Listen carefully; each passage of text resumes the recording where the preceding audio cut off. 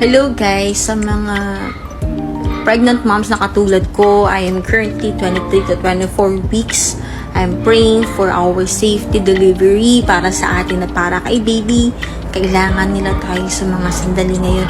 At para sa mga asawang lalaki dyan, malayo man kayo o malapit sa asawa nyo, ibigay nyo lahat ng atensyon na kailangan nila, especially when they're facing some complications sa pregnancy nila ngayon or wala man. Iparamdam nyo kung gaano sila kahalaga yung moral support, especially sa mga taong LDR. Iparamdam nyo kung gaano kahalaga yung asawa nyo dahil kayo yung kailangan nila sa mga panahon ngayon. Huwag nyo silang baliwalain, don't ignore them. Kasi yung puso ng mommy at ang puso ni baby ay isa lang. So, nasa iyan, Father, kung paano mo paparamdam sa mag-ina mo yung pagmamahal mo sa kanila sa mga panahon ngayon. And bibigay ka man ng financial sa kanila, kailangan man nila yun.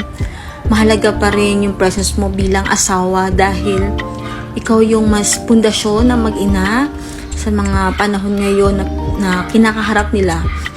At huwag kang mag-alala, sandaling panahon lang yan.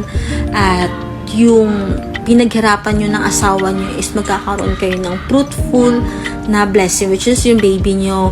At yung lahat ng efforts mo sa asawa mo habang buntis ay for lifetime na yun, kasi pinaramdam mo at pinakita mo sa asawa mo kung gaano mo siya vinalue at pinahalagaan throughout her pregnancy.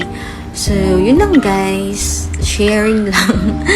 The hope sa mga pregnancy na katulad ko, ma-achieve din natin yung mga ganong kailangan natin sa ating pregnancy journey. Yun lang guys. Salamat.